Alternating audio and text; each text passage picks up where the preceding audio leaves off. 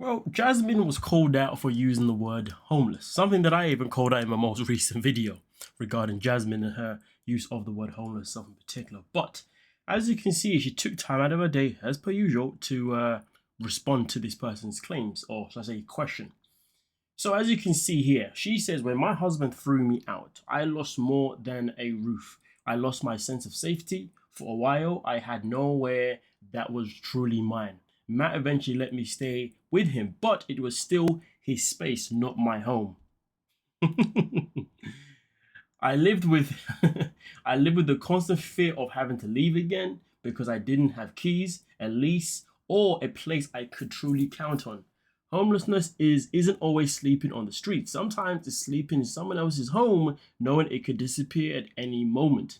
I'm sharing this to help me cope with the way with the way I hold on to things now, and to remind anyone who's been there you're not alone.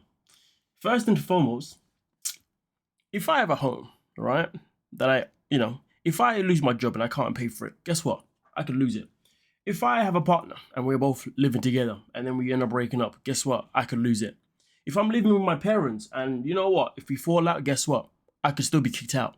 So if Jasmine is saying that homelessness is basically when you don't have a place that you can count on or a place that you can call home, well then I guess all of us are homeless mentally, folks, because she's saying that she's basically homeless mentally. I mean, that's exactly what I got out of that one itself in particular.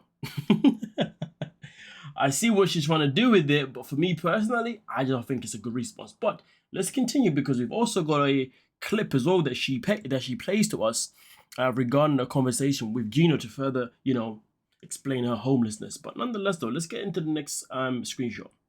So she continues in the next part of our story where she says homelessness doesn't always look the same. Sometimes it's sleeping on the streets, other times it's staying in a shelter, living out of your car, or paying for a hotel room night by night because there's nowhere else to go. It can even mean couch surfing, moving between friends or family with no permanent place to call yours.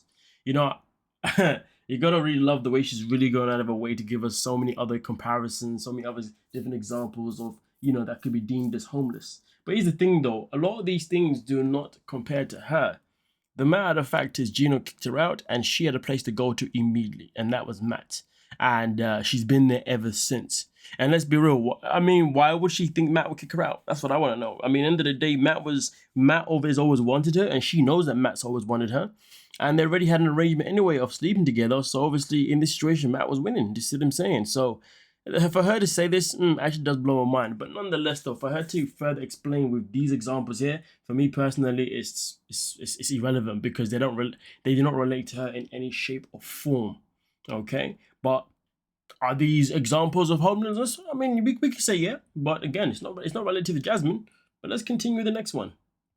So in the next one, she goes on to further say, and then there's the kind that's harder to see, staying in someone else's home, but knowing you could be asked to leave at any moment. No keys, no lease, no stability. Homelessness isn't just the absence of a roof; it's the absence of safety, security, and a space that's truly yours. I mean, listen, first and foremost, you've got a whole bloody kid with the guy. Do we really think, or does she really think that Matt would ever kick her out with her child or with their child? Do you see what I'm saying? So the fact that she's putting this out here is making me feel as if Matt is the kind of guy that will kick her out along with their child, or maybe just kick her out and keep the child with him. Interesting.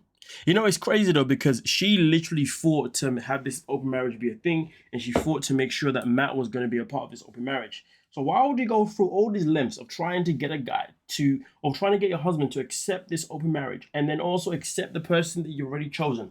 You've gone literally out of your way, and you're telling me you did this for a guy that didn't make you feel safe? Didn't make you feel safe before you actually lived with him? Didn't make you safe once you started living with him?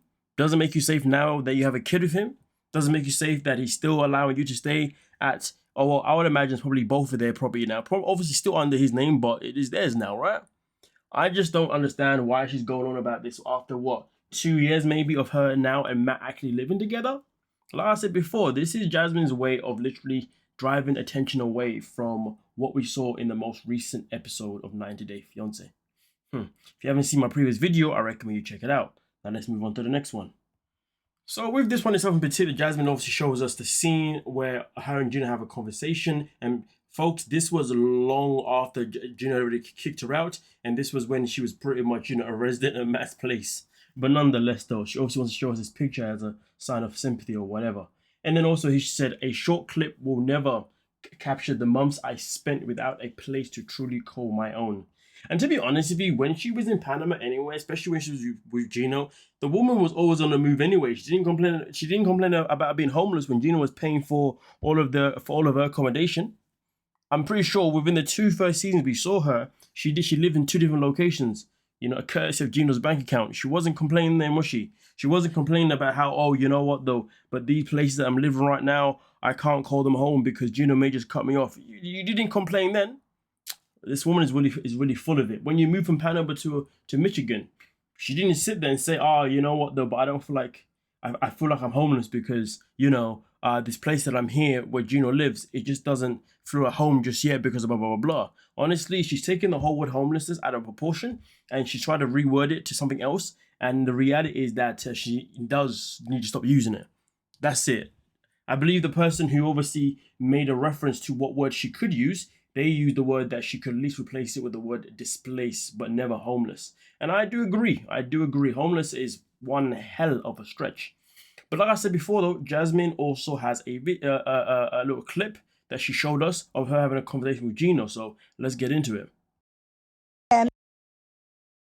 Because you just have stole my money and you don't do that to people. This is money I work hours Feldman. I work hours. That is my money. Give me my money because I work for it for my children. I work for it for my children and I work so fucking hard.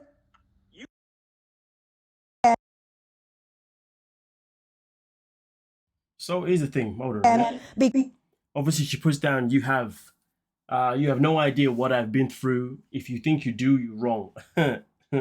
Jasmine acts like she's the only person that's been through stuff in life. But here's the thing though, what she's been through with Gino, correct me if I'm wrong, but was it not all by choice?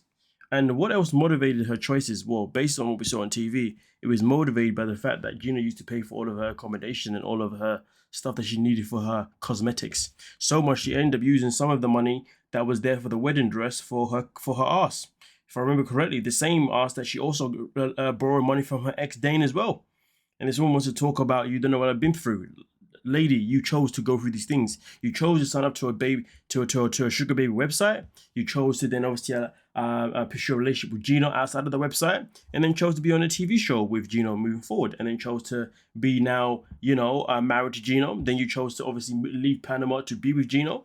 Also on top of that, you then ended up being kicked out and then chose to get pregnant with a whole other man. And this whole time you're talking about money and your children. I mean, listen, I'm still waiting to hear. I'm still waiting to see this progression within the kids. To be honest with you, I mean, listen, maybe we're not entitled, but I feel like at this stage we should be entitled to Jasmine actually sending us like updates of what's going on with her child situation, because she claims she's trying to get them to the USA, but we've heard nothing from her.